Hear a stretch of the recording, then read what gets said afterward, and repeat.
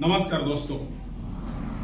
मालदीव भारत का एक जलीय पड़ोसी देश, लक्षद्वीप के ठीक दक्षिण में, श्रीलंका के दक्षिण में एक ऐसा छोटा देश है जो पर्यटन के लिए जाना जाता है। मालदीव की अर्थव्यवस्था का लगभग 75% जो हिस्सा है वो पर्यटन से ही आता है और 25% लोग डायरेक्ट जुड़े हुए हैं पर्यटन से, और उसका भरण पोषण का जो बड़ा हिस्सा है वो होता है पर्यटन से। बात करते हैं मालदीव हिंद महासागर में श्रीलंका के दक्षिण पश्चिम और भारत के लक्षद्वीप के दक्षिण स्थित है। यह राष्ट्र लक्षद्वीप से मात्र 700 किलोमीटर और भारतीय मुख्य भूमि से लगभग 1200 किलोमीटर दूर है। मालदीव एक द्वीप नहीं बल्कि 1192 द्वीपों की श्रृंखला है, जिनमें से मात्र 200 द्वीप ही आबाद हैं। मालदीव एक द्वीपों का समूह है और इन सभी द्वीपों को मिला के मालदीव, द्वीप माने द्वीप से ही संबंधित है। इसमें सिर्फ आबादी 200 पर ही है और इस 200 आबादी पर मालदीव चला भारत से मुकाबला करने। वो भी दुनिया के सर्वश्रेष्ठ नेता जो पूरे विश्व में उनका रेटिंग 76% पॉपुलरिटी में है, उन्होंने जो अपने देश के लक्षद्वीप के पर्यटन को बढ़ावा देने के लिए 4 जनवरी को अपने ट्विटर हैंडल से ट्वीट किया एक्सपर्ट कि लक्षद्वीप में जो रोमांच भरे जीवन जीना चाहते हो लक्षद्वीप में आकर के गुजारें, और अपने देश के पर्यटन का उन्होंने प्रचार ही कर दिया। तो मालदीव को आग क्यों लग गया? ये पानी वाले देश अचानक जलने क्यों लगा? इसको जलन क्यों नहीं लगा? इसके जलन के पीछे कारण है मैं आपको थोड़ा सा पेपर में छपा हुआ न्यूज दिखाता हूं। देखिए, इस न्यूज में हिंदुस्तान पेपर का न्यूज है, छपा हुआ है कि राष्ट्रपति मोहम्मद मुइज़ी के सत्ता में आने के बाद से ही मालदीव सरकार भारत विरोधी रवैया अपनाते हुए इसका बानगी फिर दिखाई दी। मतलब ये अचानक नरेंद्र मोदी के लक्षद्वीप में टूर से मतलब नहीं है। वहां की लगभग 92% आबादी जो है 98% वो मुस्लिम है, और यहाँ के जो राष्ट्रपति बना मोहम्मद मुइज़ी, यह अपने आप को कट्टर इस्लाम मानता है। अरे इस्लाम है कहाँ?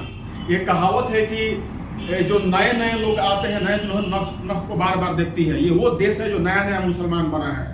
हमारा देश भी हिंदुस्तान नया नया ही मुसलमान बना है। अरबियन देश, जितने भी अरबियन मूल इस्लामिक देश हैं, वो अब अपने नख को बार बार नहीं देखते। मतलब ये कि उनके यहाँ इस्लाम पुराना हो चुका है, वे समझ चुके हैं और भारत जैसे देशों से 4 कदम आगे बढ़ के मित्रवत हाथ मिला रहे हैं। लेकिन मालदीव शरीक देश और भारत जैसे देश में रहने वाले कुछ कट्टरपंथी मुल्ला जो हैं वो नरेंद्र मोदी का विरोध करते हैं। इसी सिलसिले में मालदीव के ये 3 जो चेहरे देख रहे हैं, जो ये बिल्कुल ही बदसूरत लोग हैं, इन्होंने नरेंद्र मोदी के टिप्पणी पर इन्होंने गलत व्याख्यान दे दिया। इसके बारे में डिटेल जानकारी आप पेपर में पढ़ के देख सकते हैं, लेकिन मैं यहाँ आपको बता रहा हूँ। देखिए, 4 जनवरी को पीएम मोदी ने अपने लक्षद्वीप दौरे के अनुभव को एक्स पर ट्विटर पर साझा किया। इसमें लिखा था कि जो लोग रोमांचकारी अनुभव लेना चाहते हैं, लक्षद्वीप उनकी सूची में जरूर होना चाहिए। इसके बाद मालदीव के 3 मंत्रियों और अन्य नेताओं ने मोदी को घेरा। मंत्री माजिद ने कहा था कि मालदीव की बराबरी नहीं कर सकता लक्षद्वीप, मतलब लक्षद्वीप को उन्होंने कहा कि यह माल बराबरी नहीं कर सकता। एक अन्य ने कहा कि हमसे प्रतिस्पर्धा के विचार भ्रम है, वह हमारे जैसी सेवा कैसे प्रदान कर सकते हैं, वह इतने साफ कैसे हो सकते हैं, कमरों में आने वाली गंध सबसे बड़ी दिक्कत है। ये नरेंद्र मोदी के ऊपर टिप्पणी की गई कि कमरों में आने वाली गंध सबसे बड़ी दिक्कत है।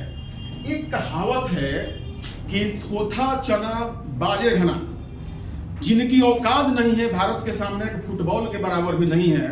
भारत जैसा देश उसको जब चाहे चुटकियों में मसल सकता है, लेकिन भारत की यह महानता है कि अपने सभी पड़ोसी देशों को सबसे फर्स्ट रूप में रखता है। पड़ोसी फर्स्ट नीति हमारी सरकार की, और मालदीव के डेवलपमेंट में भारत सरकार ने सभी सहायता करने का आश्वासन दिया था और कर भी रहे हैं। फिर भी वहां के 3 छुट भैये किस्म के नेता उनकी अपनी औकात भूल गए। लेकिन बाद में खुद यही राष्ट्रपति मोहम्मद मुइज़ी ने जब उसको पूरे दुनिया में लगा कि हमने क्या कर दिया, तो उसने माफी भी तो नहीं मांगी, लेकिन घुटने पर जरूर आ गया और अपने 3 मंत्रियों को निलंबित कर दिया। और विदेश मंत्री ने यहां तक कह दिया, विदेश मंत्रालय ने, कि इन 3 मंत्रियों के बयान से सरकार का कोई मतलब नहीं है, ये निजी बयान है।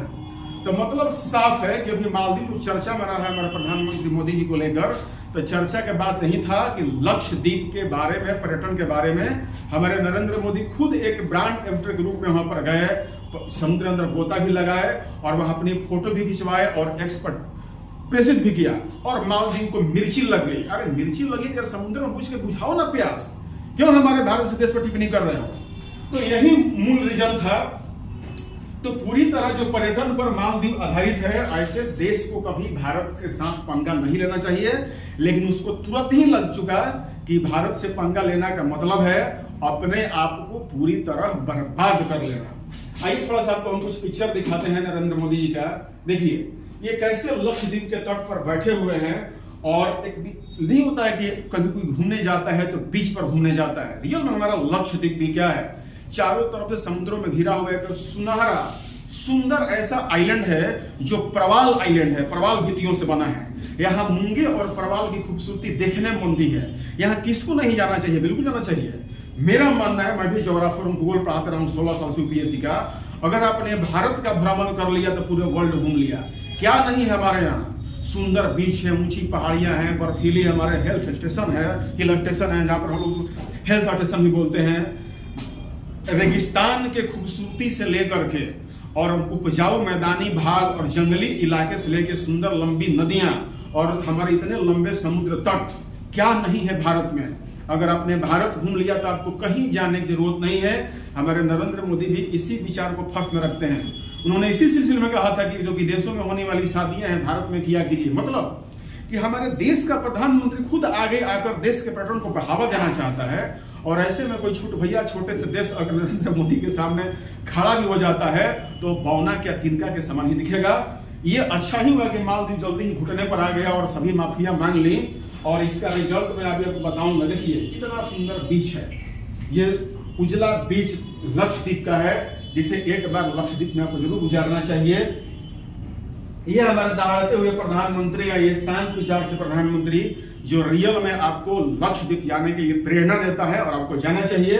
इसका परिणाम ये हुआ कि इस लक्षद्वीप की खूबसूरती को देख करके और मालदीव के जो रवैया था उसको दरकिनार करते हुए भारतीयों ने लगभग 4000, देखिए यहाँ पर लिखा हुआ है, 4000 भारतीयों ने रद्द कराई मालदीव की होटल बुकिंग। समझिए ये 2 दिन में हुआ है, अभी तो कितने दिन को भुगतने पड़ेंगे जब तक घुटना नहीं आ जाएगा। भारत के लगभग 2-2.5 लाख पर्यटन प्रति वर्ष वहां जाते हैं। दुनिया में सबसे ज्यादा कोई अगर पर्यटन करने जाता है, घूमने जाता है, लक्षद्वीप का भारतीय है। उसके बाद रसिया और चीन का स्थान आता है। और 3000 हवाई टिकटें खत्म हो गई।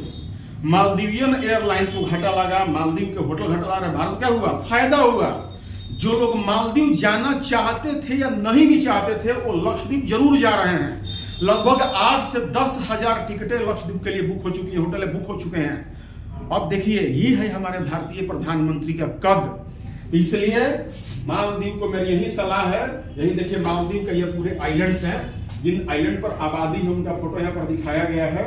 तो मालदीव के बारे में और जानने के लिए हमारा वर्ल्ड ज्योग्राफी क्लास आप जरूर देखिएगा।